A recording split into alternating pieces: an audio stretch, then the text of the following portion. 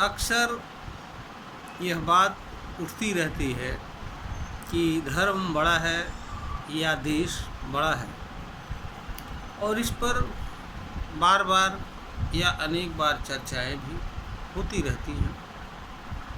आज हम इसी बात पर अपनी बात रखेंगे कि धर्म बड़ा है या देश। ईमानदारी से अगर देखा जाए तो धर्म और देश दो अलग अलग चीज़ें हैं, दोनों का अलग अलग कार्य होता है। जहाँ पर अलग अलग चीज़ों का अलग अलग कार्य हो और दोनों में से कोई दूसरे का कार्य करने की क्षमता न रखता हो, वहाँ पर किसी को छोटा कहना और किसी को बड़ा कहना यह अनुचित बात होता है। यह भी एक ईमानदारी एवं वास्तविकता की बात है कि धर्म और देश दोनों का संबंध सिर्फ और सिर्फ इस धरती पर रहने वाले मानव से है। मानव के अतिरिक्त किसी अन्य चीज़ को न तो धर्म की आवश्यकता है न देश की आवश्यकता है। अन्य जो भी चीज़ें हैं वह धर्म और देश की सीमाओं से परे रहते हुए इस धरती पर जीवन यापन करती हैं। मानव के लिए ही धर्म एवं देश जैसी चीज़ का कोई मतलब है, कोई महत्व है। यह भी सही है कि दोनों का मानव जीवन में अलग अलग कार्य है। यहाँ पर यह भी ध्यान देने योग्य बात है कि धर्म की कोई सीमा नहीं होती है, जबकि देश की एक निश्चित सीमा होती है। धर्म उसका मानने वाला जहाँ जहाँ जाता है वहाँ वहाँ चला जाता है, और देश की सीमाएं एक स्थान से दूसरे स्थान पर नहीं जाती है, वह एक जगह पर स्थिर रहती है। धर्म मानव के विचार, कर्म, आचरण, व्यवहार, वाणी एवं अभिव्यक्ति का विषय होता है। धर्म मानव के लिए ज्ञान, अमल, विश्वास एवं नेक कर्मों के करने से संबंध रखता है। अगर मनुष्य नेक कर्म को करता हुआ जीवन यापन करे और अपने कर्म से किसी को पीड़ा एवं दुख न होने दे, तो हमारे समझ से देश एवं उससे जुड़ी चीज़ों की कोई आवश्यकता मानव को नहीं पड़ सकती है। किंतु यह भी सच है कि मानव कितना भी धर्मात्मा होने का ढोंग रचे, कितना ही धर्मानुयायी होने का बात करे, कितना भी धर्म सम्मत आचरण करने वाला होने की बात करे, वह कितना भी पढ़ लिख ले, किंतु वह सामूहिक रूप से एक साथ शांतिपूर्ण जीवन जीने एवं एक साथ रहने की क्षमता नहीं रखता है। यह भी सच है कि अगर देश का कानून, देश की व्यवस्था, देश की सुरक्षा करने वाली एजेंसियां इस धरती पर न हों, तो मानव को मार करके खा लेगा और मानव अपने अस्तित्व को अपने ही हाथों लड़ झगड़ करके मिटा देगा। इसमें भी कहीं कोई संदेह नहीं है। धर्म रक्षा का विषय होता है। अगर धर्म और धर्म के मानने वाले सुरक्षित न हों तो धर्म का कोई मतलब भी नहीं होता है। धर्म और धर्म के मानने वाले के सुरक्षा और विकास की जिम्मेदारी देश पर होती है। देश धर्म की रक्षा करने का कार्य करता है, और देश आज तो देश का अत्यंत महत्वपूर्ण स्थान मानव जीवन में हो गया है। वह मानव जीवन से जुड़ी मूलभूत चीज़ों को भी उपलब्ध कराने का एक साधन बन गया है। आज देश का कार्य एक विकास, मानव के विकास का भी आधार बन गया है।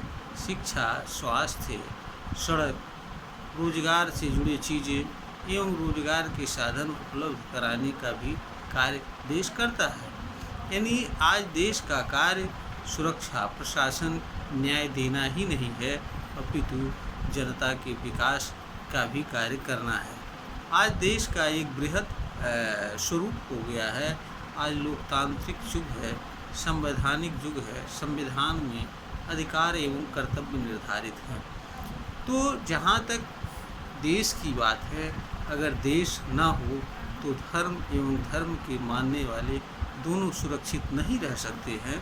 इसलिए धर्म का ये सही है कि मानव जीवन में एक अपना महत्वपूर्ण स्थान है।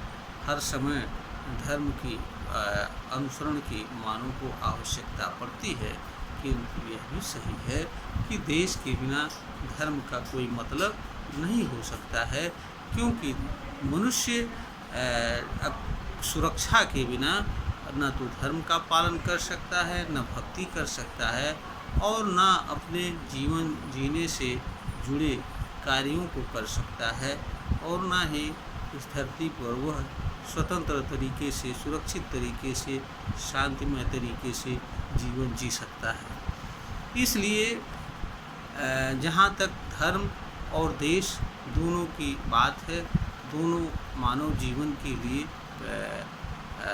उपयोगी हैं। इनके बिना मानव की सुरक्षा, शांति, समृद्धि नहीं हो सकती है। धर्म का कार्य मानव को नेक कर्मों को करने के लिए, जीवन जीने के बेहतर तरीक़ों को बताना होता है। मनुष्य को बुराइयों से दूर होकर अच्छाइयों की तरफ ले जाने का कार्य धर्म का होता है। किंतु मानव का धर्म सुरक्षित रहे, मनुष्य सुरक्षित रहे, यह कार्य देश का होता है, और देश के बिना धर्म एवं मानव की सुरक्षा नहीं हो सकती है। इससे यह अंदाज़ा लगाया जा सकता है कि देश का एक नागरिक के लिए क्या कर्तव्य होता है। देश एवं धर्म दोनों एक दूसरे के विरोधी नहीं हैं, अपितु दोनों एक दूसरे के पूरक होते हैं। देश व्यवस्था का कार्य करता है, और व्यवस्था हमेशा स्थानीय चलती है। व्यवस्था हर जगह की अलग अलग होती है, वहाँ धर्म का नहीं चलता है। जहाँ तक भारत की बात है, भारत एक संविधान से चलने वाला देश है, लोकतांत्रिक देश है। इसलिए यहाँ की सारी व्यवस्था लोकतंत्र एवं उसके सिद्धांतों तथा संविधान के अनुसार ही संचालित होना है। यहाँ पर धार्मिक व्यवस्था के लिए कोई जगह नहीं है। अब हम आते हैं मूल प्रश्न पर कि दोनों में से कौन बड़ा होता है। अगर यूनिवर्स में देखा जाए तो कोई भी दो चीज़ एक समान नहीं होती है। तो असमान चीज़ों के बीच तुलना करना और किसी को बड़ा बताना, एक छोटा बताना, किसी को फर्स्ट बताना, किसी को सेकंड बताना, यह एक मूर्खतापूर्ण प्रश्न है। और इस तरह के उत्तर भी उससे भी बड़े मूर्खतापूर्ण प्रश्न होते हैं।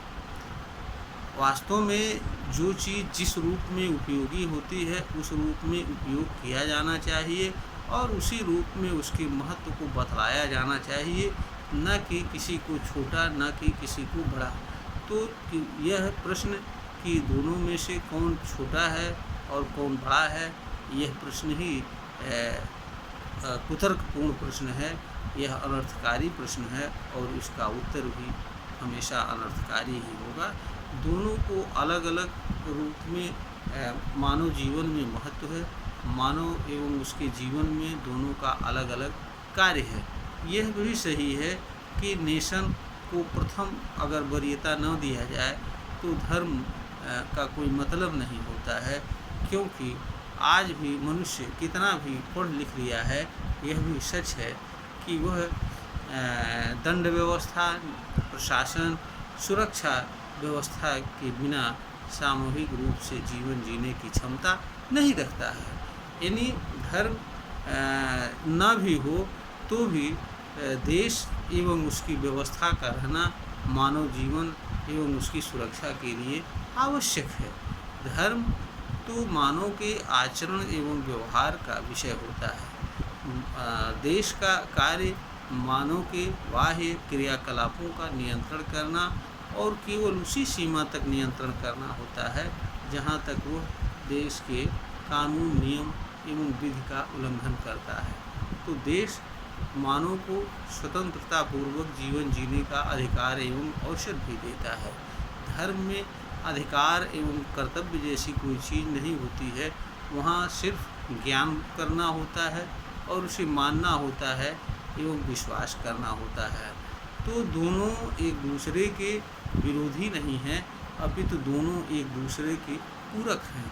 अगर दोनों को मानव समाज सही ढंग से समझ ले और दोनों के अर्थ एवं आशय को समझ करके उनके अनुसार मानव जीवन अपना व्यवहार करे, बर्ताव करे, तो हमारे ख्याल से मानव इस धरती पर सुरक्षित, शांतिमय, सुखद जीवन जीने का अधिकार हासिल कर सकता है। अन्यथा वह एक दूसरे का प्रतियोगी बनकर के संघर्ष करता हुआ जीवन जीने के अलावा उसके पास कोई अवसर नहीं उपलब्ध है। तो धर्म का कार्य अलग है, देश का कार्य अलग है। धर्म का कार्य मानव को नेक रास्ते पर ले जाना, उसके ले जाना, प्रेरित करना और मानव का एक अच्छा जीवन जीने का अवसर प्रदान करना है और मानव को सुखद जीवन का मार्ग बताना, उसका कल्याण करना होता है।